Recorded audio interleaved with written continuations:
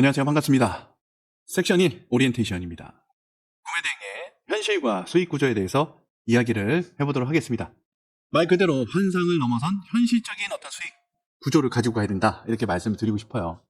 당장 뭐 몇백만 원, 몇천만 원 수익을 버는 게 아니라 단돈 10만 원, 뭐 10만 원도 크다면 크고 적으면 적은 돈이지만 10만 원의 수익을 한번 만들어 보자, 그런 의미로 4주 로드맵을 만들어 봤습니다. 환상들이 좀 많이 있죠. 특히 유튜브에서 많은 환상들이 있었죠. 지금도 있는지 모르겠습니다만 워낙 다른 유튜버들이 구매대행 관련해서 어떤 짓을 하고 다니는지 관심이 없기 때문에 제가 보진 못했습니다만, 무자본으로 월 1000만 원을 버네, 클릭 몇 번으로 돈을 벌 수 있네, 뭐 아무나 당장 시작할 수 있다, 뭐 이런 내용들이 많이 있는데 사실 좀 과장된 거죠. 과장된 거고, 실제로는 그렇지 않아요. 현실은 우리가 무자본이 아니라 자본이 좀 필요하다, 현금의 흐름에 있어서 우리는 운영자금이 필요하다는 거예요. 자금이 있어야 구매대행도 할 수 있다, 이렇게 말씀을 드리고 싶어요. 그리고 노동력이 많이 들어갑니다. 노동력, 뭐 상품 소싱도 있지만은 뭐 CS 관련된 것도 있고, 사실 구매대행은 CS가 핵심이거든요. CS를 대충 넘어가는데요. 상품 소싱도 중요하지만 CS가 정말 저는 핵심이라고 봅니다. CS의 능력에 따라서 내 매출, 수익이 완전히 달라져요. 그만큼 CS가 오히려 중요하다, 저는 그렇게 이야기하고 싶어요. 이 CS가 되는 상태에서 해외 구매 대행을 하셔야 됩니다. CS가 안 되면요, 도망다니기 바빠요. 그리고 연락이 안 되네, 물건이 어디 있냐, 뭐 이런 불만들이 터져 나옵니다. 이 CS를 어떻게 하느냐에 따라서 이거를 내가 수익화로 만드느냐, 아니면 그냥 반품되느냐, 아니면 중간에 어디로 도망간다, 뭐 이런 상황이 발생하는 거죠. 하지만 CS만 기본, CS에 뭐 대단한 어떤 스킬을 원하는 것도 아니고요. 그냥 기본적인 CS만 잘 할 수 있다면, 소화할 수 있다면, 매출은 내가 상품을 엄청나게 많이 등록하지 않더라도 충분히 구조를 만들어갈 수가 있다는 거죠. 그래서 CS 나 못해, 나는 CS가 안 돼서 못해, 나는 제일 무서워 라고 하시는 분들이 생각보다 많거든요. 그런데 해보시면 별거 없어요. 가장 조금 이제 우리나라의 특징이라고 할 수도 있겠지만, 여성 대표님들이 CS를 굉장히 두려워합니다. 무서워하고요. 사실 또 그런 걸 노리고 이상한 부류들이 있어요.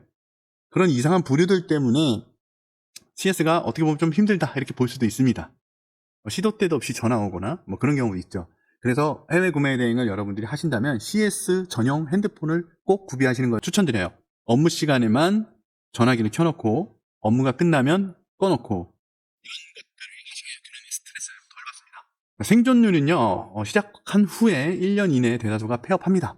뭐 사실 구매 대행뿐만이 아니에요. 뭐 사입 브랜딩도 마찬가지고, 온라인 커머스 사업을 조금 해보려고 하면 여기저기서 공격 들어오고 또 경쟁이 붙고, 그러다 보면 이겨내질 못합니다. 돌파구를 못 찾아요. 그러다 보니 돌파구를 찾지 못해서 계속 헤딩하다가 결국은 폐업하는 수순을 밟게 되는 거죠. 저처럼 약간은 미련한 사람은 끝까지 버티기도 합니다. 아무튼 대다수가 폐업한다. 환상과 우리는 현실을 정확하게 구별해야 돼요. 초보자의 착각, 재고가 없잖아요. 구매 대행은 재고가 없어요. 재고 없이 합니다. 그러다 보니까 돈이 필요 없다라고 생각하는데요, 그렇지 않습니다. 플랫폼 정산 주기가 길기 때문에 고객이 주문한 상품을 해외에서 주문하고, 주문한 상품이 고객한테 도착하고, 도착한 후에 구매 확정을 하거나 아니면 자동 구매 확정이 되거나, 그러고 난 뒤에 나한테 대금 결제가 이루어집니다. 그때까지의 기간이 있어요. 그 기간 동안에 뭐가 생기느냐, 그 기간에 내가 쓴 카드 대금의 결제가 먼저 돌아옵니다. 그러니까 나는 고객이 주문한 것을 바로 사서 배대지를 통해서 고객한테 보냈지만, 그 기간이 평균적으로 최소 2주는 걸리고, 또 구매 확정까지 하고 정산 주기까지 가는 그 기간이 있기 때문에 결과적으로는 빠르면 2주에서 3주, 늦으면 뭐 6주, 7주까지 걸리는 거죠. 특히 쿠팡 같은 경우는 좀 오래 걸리는 편이고요. 뭐 지마켓이나 옥션, 11번가 같은 경우도 네이버보다는 좀 더 길죠. 자동 구매 확정하는 데까지만 일주일이 걸리기 때문이죠. 그러면 그 사이에 내가 해외에서 구매한 상품은 할부도 안 돼요. 일시불로 사야 돼요.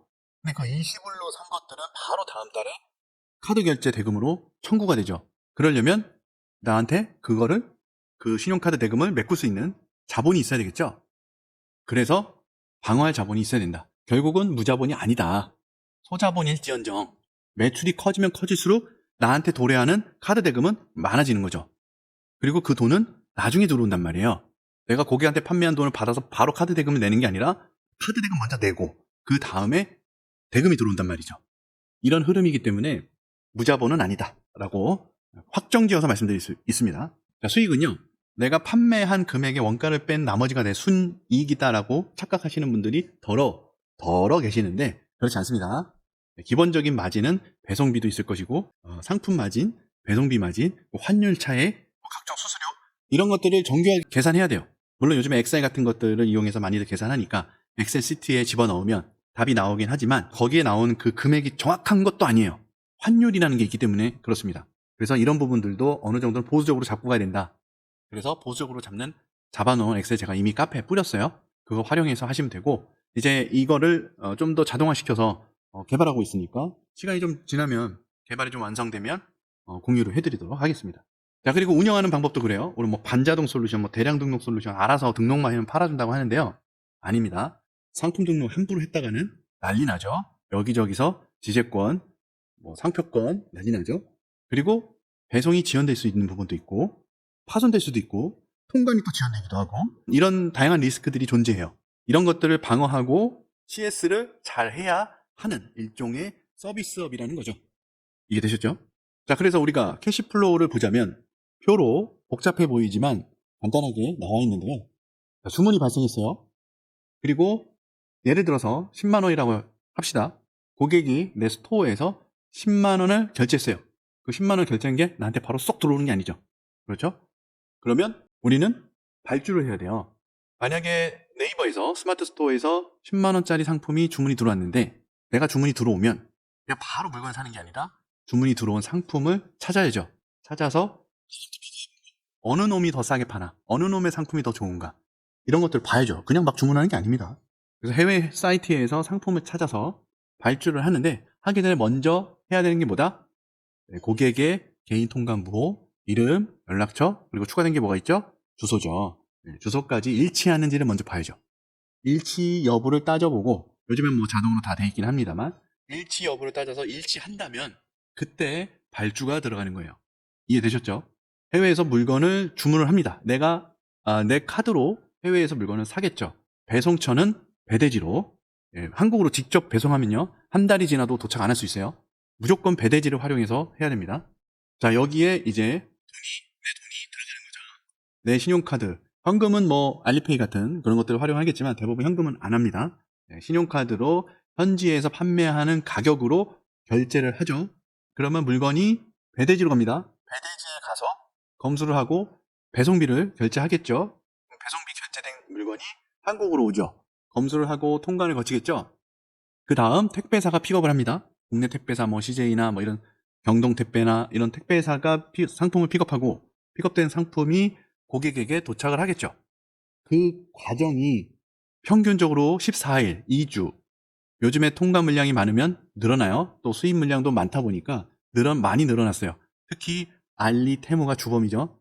그래서 통관이 좀 오래 걸리는 편입니다.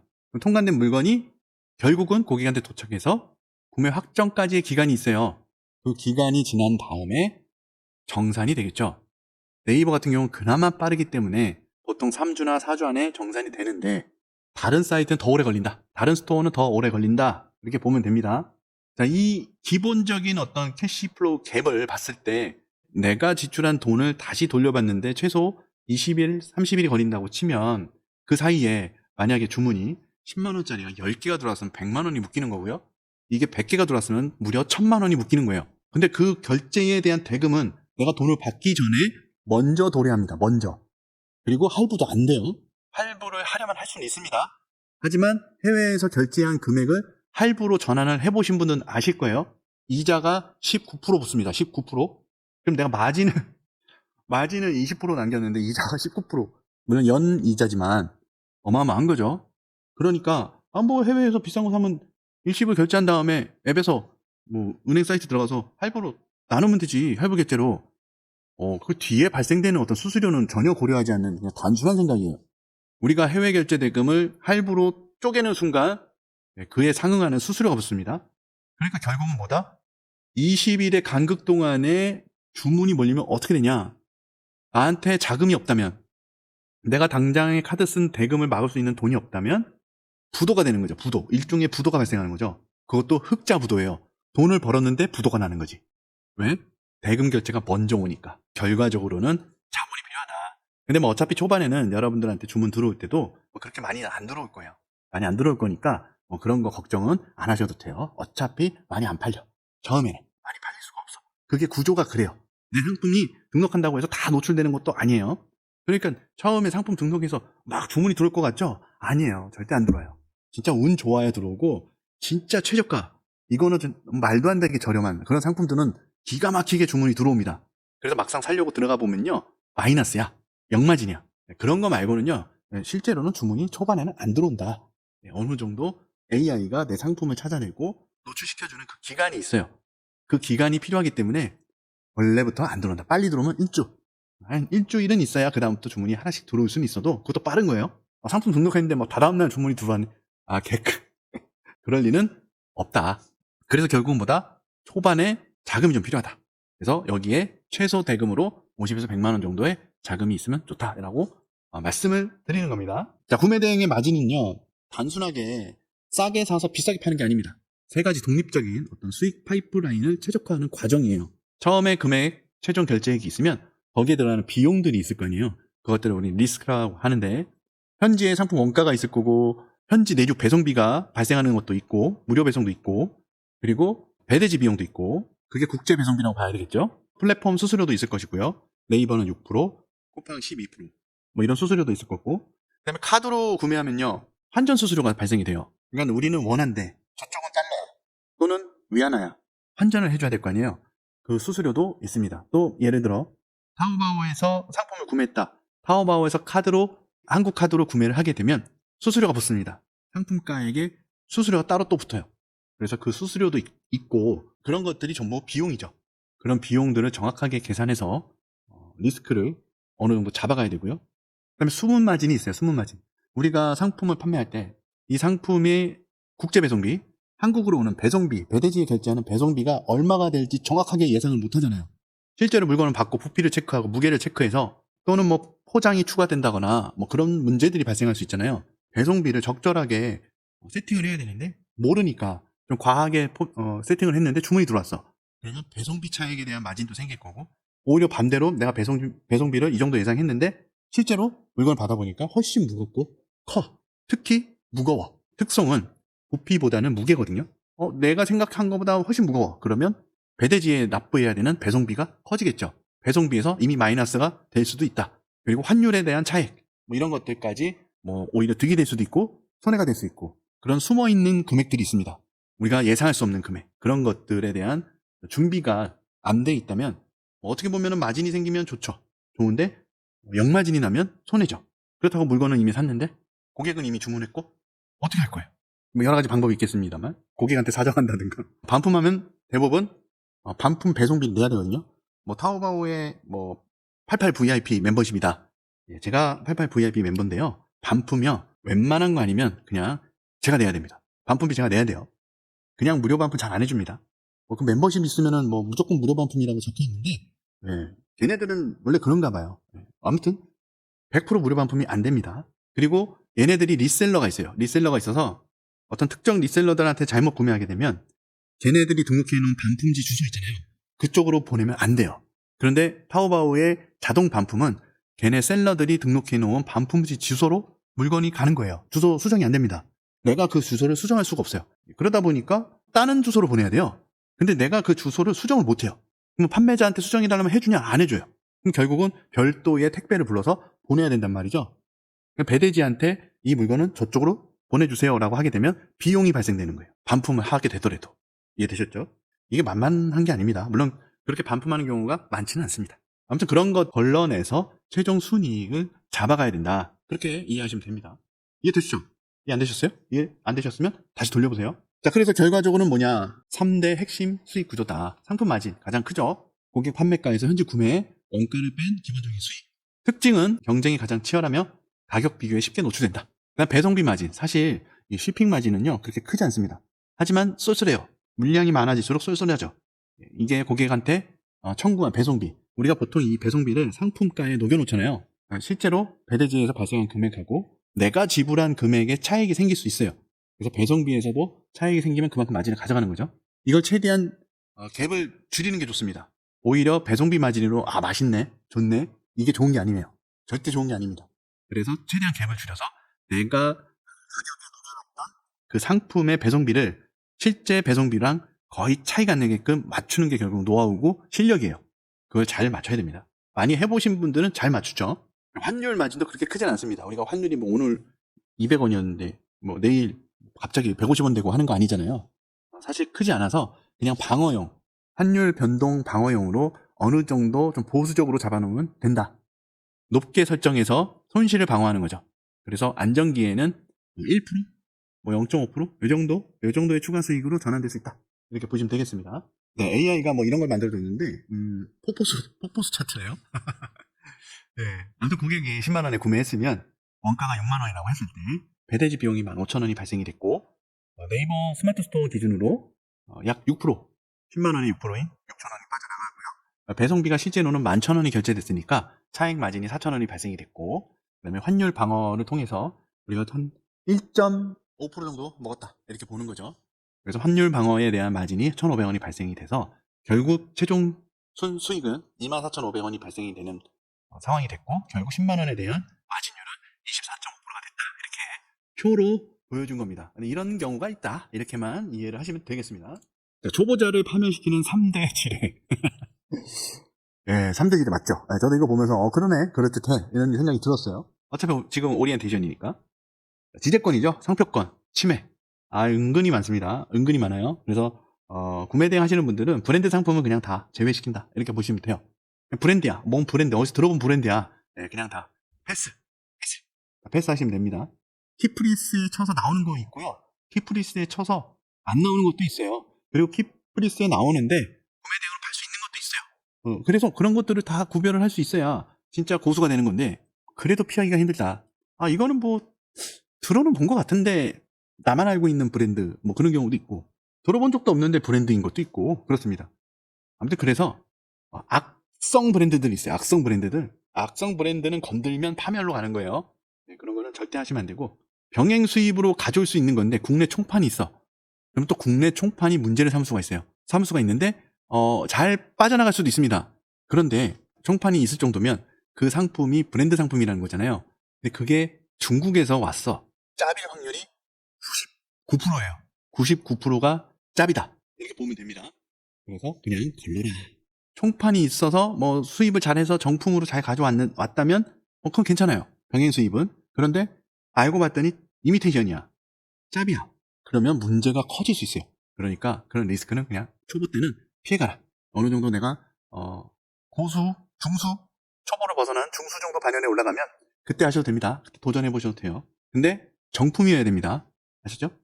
그리고 수입 금지 품목들 있죠. 기본적으로 구매 대행은요. 식품, 전환법에 문제될 수 있는 소지가 있는 제품, 전파법에 있는 거. 이 전환법, 전파법에 있는 상품들 중에 전기 제품 가져올 수 있죠. 구매 대행 할 수 있죠. 그 제품들 중에 할 수 없는 품목들이 있습니다. 그런 품목들은 구매 대행을 하면 안 돼요. 그 리스트도 제공해 드릴게요. 화장품 당연히 안 되고요. 의료기기는 당연히 안 되고요.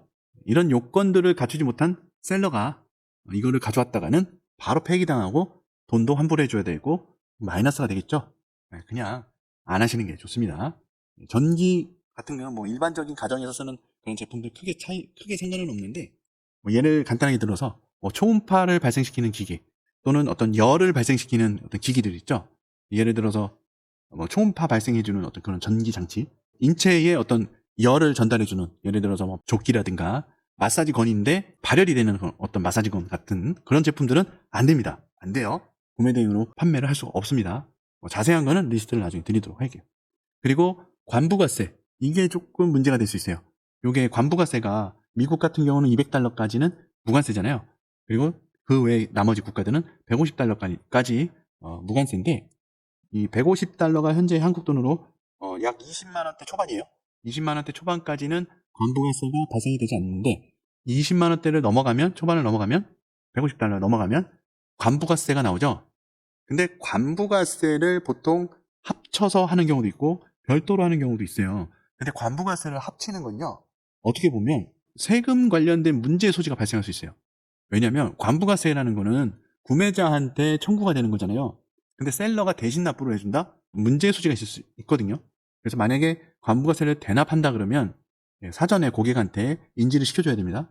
그리고 관부가세가 나오는 상품인데 관부가세 포함 가격입니다, 뭐 이런 식으로 이야기하는 셀러들이 있어요. 어디서 그딴 걸 배웠는지 모르겠는데 사실 다 편법이고 엄밀히 따지면 불법이에요. 그리고 우리는 부가세를 어떤 걸 납부를 한다? 전체 매출에 대한 부가세를 납부하는 게 아니라 순수익에 대한, 구매대행 수수료에 대한 부가세만 납부하는 거예요. 그래서 소명 자료가 필요하다. 국세청에는 기본적으로 요즘은 다 전자세금 계산서니까 스토어에서 매출을 기준으로 세금 계산서 발행을 해버립니다. 그러면 국세청에는 내 매출이 구매대행 수수료에 대한 매출이 잡히는 게 아니고 전체 매출 금액이 매출로 잡혀요. 그런데 구매대행 업자는 구매대행 수수료가 매출이거든요. 그래서 그걸 증빙할 수 있어야 돼요. 그래서 소명 자료를 만들어서 매일 기록해놔야지. 한꺼번에 하려고 하면요, 이거를 일일이 조회하고 뭐 이건 얼마 따지는데 시간이 엄청 오래 걸립니다. 그러니까 그냥 매일 기록하자, 매일. 자, 그래서 결국은 뭐냐, 우리가 처음에 시작할 때는 그냥 순위 10만 원 정도만 잡아서 한번 해보자, 이렇게 시작하는 거예요. 10만 원 벌어서 뭐 해? 그거 어디다 쓴다고, 이런 게 아닙니다. 10만 원을 달성했다는 얘기는요, 이제 100만 원을 만들 수도 있다는 얘기예요. 나중 일이에요, 나중 일. 그런데 당장 내가 10만 원도 만들지 못하면서 뭐 1000만 원 벌 걸 생각해? 에이 사람아, 에이 사람아. 그래서 수익은 단돈 10,000원에서 10,000원이 됐든 50,000원이 됐든 10만 원이 됐든 만들어 보고 나서, 어떤 그런 루트를, 방법을 다 경험해 보고 나서 그 다음에 내가 이걸 좀 더 확장할 것인지 그때 생각하는 거지. 아, 내가 뭐 구매를 해가지고 당장 다음 달에 1,000만 원 벌 거야, 개똥 같은 소리. 그런 생각 절대 하지 마시고요. 세상에 그렇게 쉽게 돈 버는 일은 없습니다. 그리고 그렇게 돈을 벌기 위해서 부단히 노력해야 돼요. 그냥 상품 몇 개 딱 등록해 놓고 이걸로 한 달에 300씩 벌어, 그런 거 없어요. 없으니까 그런 이상한 생각하지 마시고 그냥 단돈 몇만 원이라도 수익을 만들어 보자, 이런 생각으로 하나씩 계단 오르듯이 하나씩 접근해 나가는 게 정답이다, 이렇게 말씀드리고 싶어서 여기에 목표로 잡은 겁니다. 여러분들은 당장 몇만 원이라도 목표를 잡고 시작해보세요. 제가 구매대행 처음 시작했을 때 미국 구매대행으로 시작했는데요, 첫 달에 7만 원 팔았어요. 7만 원. 그러니까 구매대행 수수료로는 한 2만 원 정도 벌었던 것 같아요. 2만 원. 첫 달 순이익이 2만 원이었다. 저도 그렇게 시작을 했습니다. 네, 지금은 뭐 하다가 말아가지고 다시 한 상태라서 아주 매출이 다시 뭐 높거나 그런 건 아니지만, 그래도 부업으로는 충분히 어디 가서 얘기할 수 있는, 뭐 네이버의 스토어가 파워 등급 이상 되는 뭐 이런 상황이다, 이렇게 보시면 될 것 같아요. 결국은 뭐다?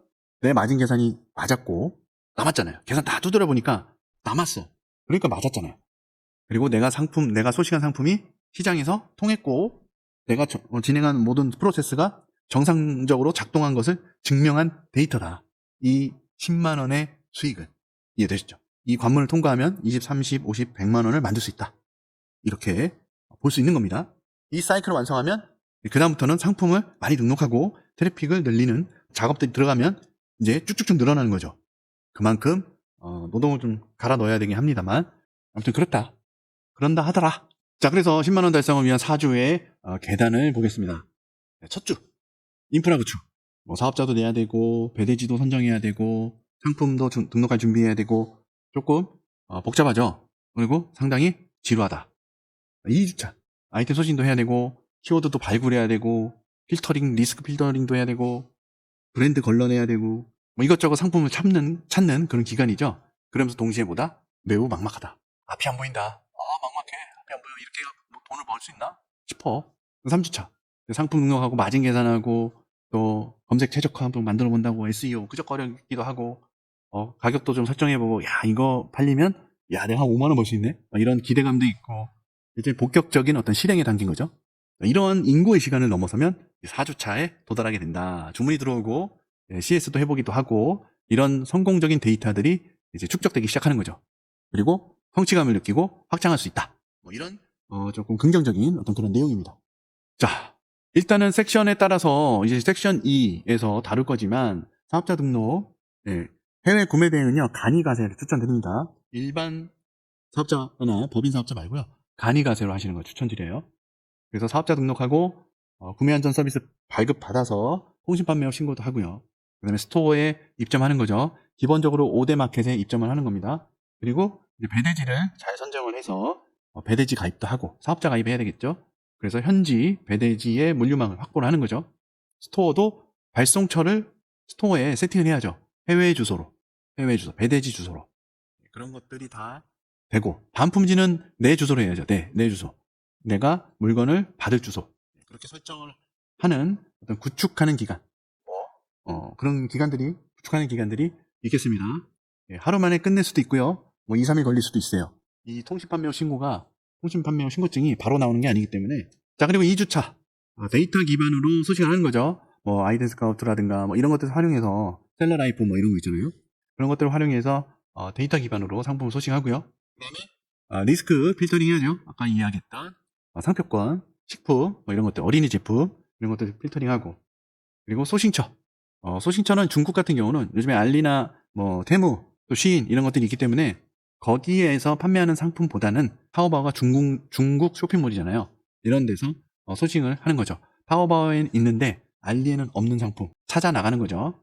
미국 같은 경우면 아마존 이런 것들도 있고, 그리고 신뢰할 수 있는 판매자인지를 선별해야 되겠죠. 그런 것들 소싱처 파도타기라고 합니다. 이런 것들 진행해야 되고요. 내가 소싱한 상품들을 리스팅하는 거예요. 상품을 50개, 10개, 50개, 100개 점점점 늘려나가는 겁니다. 내 상품을 리스팅하는 거예요. 리스팅한 상품을 등록해야죠. 그렇죠? 아무거나 이거 쇼핑하다 말고 이거 괜찮네, 이거 소싱할래. 그렇게 하면 안 됩니다. 그렇게 하면 절대 안 팔려요. 자, 그래서 마진율도 세팅하고 SE 최적화 작업하고 좀 차별화도 좀 하고, 저는 수동 등록이 기본입니다. 수동 등록이 기본이에요. 자, 주문이 발생하면 정상 배송 시 실제 발주하고 검증하고 배대지 신청서 작성하고, 그리고 CS가 발생되면 CS 방어해야 되고요. 배송 지연, 파손, 통관 지연 이런 것들이 있단 말이죠. 조립이 필요하면은 조립하는 방법 이런 것들을 다 준비를 해야죠. 누구한테? 고객한테 보내줄 수 있게끔 준비를 하는데, 중국 판매자랑 소통을 해서 준비를 해놓는 거죠. 야, 나 이거 조립돼서 와? 조립 안 돼 있어? 조립해야 돼? 조립하는 방법 알려줘. 조립 어떻게 하는 거야? 대부분 셀러들이요, 중국 내에 조립하는 영상이나 설명서들을 가지고 있어요. 그 링크들을 줍니다. 그러니까 그런 거 걱정 안 하셔도 돼요. 단지 그거를 받으면 번역을 해야 돼요. 중국어로 돼 있으니까. 그게 어렵냐? 아니요. 쉽습니다. 어렵지 않아요. 자, 이렇게 해서 성공적으로 어떤 수익이 발생됐다면 그게 바로 자산이 되는 거죠. 자, 이렇게 오리엔테이션 생각보다 길었는데 본 강의는 좀 짧을 거예요. 10만 원짜리의 눈덩이가 만들어진다면 이걸 뭐라고 하죠? 눈덩이가 점점 커지는 현상, 우리가 뭐라 그러죠? 스노우볼 효과라고 하죠. 스노우볼. 비록 시작은 미약했지만 꾸준히 한다면 스케일은 점차 커질 것이다. 구매 대행은 결과적으로 무자본이 아니라 소자본이 있어야 되고요. 리스크 관리가 굉장히 중요하다. 이러한 시스템이 만들어진다면 사실 사입 브랜딩 같은 그런 사업보다 훨씬 안정적이게 만들어갈 수 있습니다. 그래서 처음에 우리가 온라인 커머스를 시작할 때 구매 대행으로 많이 시작을 하죠. 그만큼 리스크가 낮으니까요. 리셀로 시작하는 분도 계시고, 브랜드 리셀 하시는 분도 계시고, 도매 소싱 판매하는 분도 계시고, 방식은 다양한데, 우리가 나중에 사입을 해서 브랜딩을 할 거라면 해외에서 물건이 오는 걸 경험해 봐야 되잖아요. 그래서 해외 구매 대행으로 시작하는 게 좋다. 제가 장담하는데요, 그냥 무료 섹션만 보시더라도 구매 대행을 시작하실 수 있습니다. 충분히 시작하실 수 있어요. 기대하십시오. 자세하게 디테일하게 알려드리도록 하겠습니다. 하지만 최대한 짧게 할게요. 짧게. 너무 길면 집중력이 떨어지니까. 아무튼 오리엔테이션 봐주신 분들 너무 감사드리고요. 강의는 순차적으로 올라오니까 조금만 기다려주시기 바랍니다. 감사합니다.